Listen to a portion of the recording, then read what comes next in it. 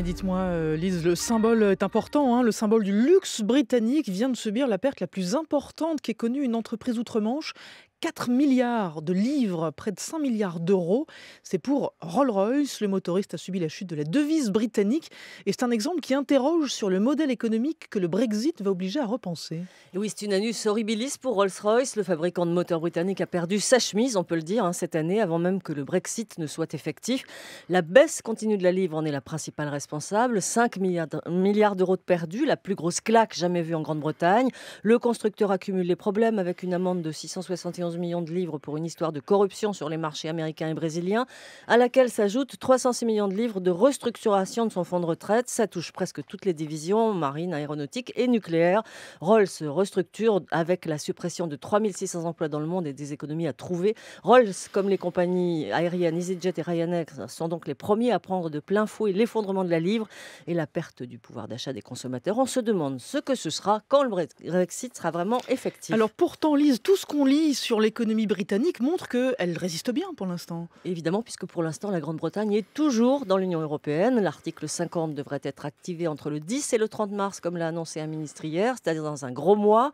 Jusque-là, Theresa May ne peut conclure aucun accord commercial avec d'autres pays, malgré tous les voyages à l'étranger qu'elle a fait ces derniers temps. C'est donc à partir de mars que l'on pourra regarder à la loupe comment la Grande-Bretagne s'en sort. Aujourd'hui, ce qu'on constate, c'est 6 mois de bruit et de fureur autour du Brexit qui ont déjà conduit à la dépréciation de la monnaie britannique et à la reprise de l'inflation.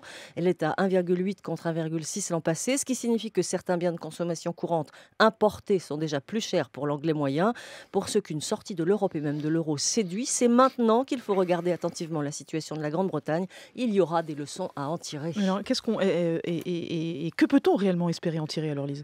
Écoutez, c'est simple. Donc, les prix à la consommation, on l'a dit, pour le particulier ont déjà augmenté. 6% dans les transports, pour ne prendre qu'un exemple. La baisse de la livre rend les produits britanniques compétitifs, certes, mais l'Angleterre ne produit plus grand-chose.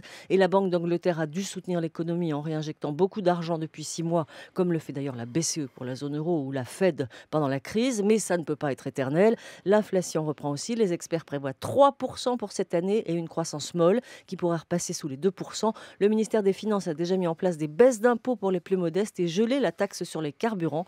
On voit que pour l'instant, on essaie juste de contenir le feu avant que l'incendie ne se déclare. Voilà, et la véritable sortie de l'Europe, après 2 ans de négociations, donc on sera en 2019, risque, c'est ce que vous dites en tout cas, de remettre en cause le modèle économique britannique. Oui, après une désindustrialisation massive, ça va être compliqué. C'est la finance et l'immobilier qui ont tiré l'économie jusqu'à aujourd'hui.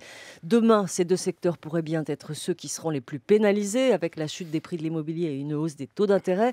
Cela dit, le pays pourrait peut-être redevenir attractif pour les investisseurs, mais pas tout de suite. C'est donc un modèle économique à repenser en très peu de temps. Avec un déficit de 4% et une dette de 90% de son PIB, la Grande-Bretagne a-t-elle les moyens de tenir, de passer par une phase de transition avant de retrouver une forme olympique? C'est toute la question et ça s'appelle jouer à se faire peur.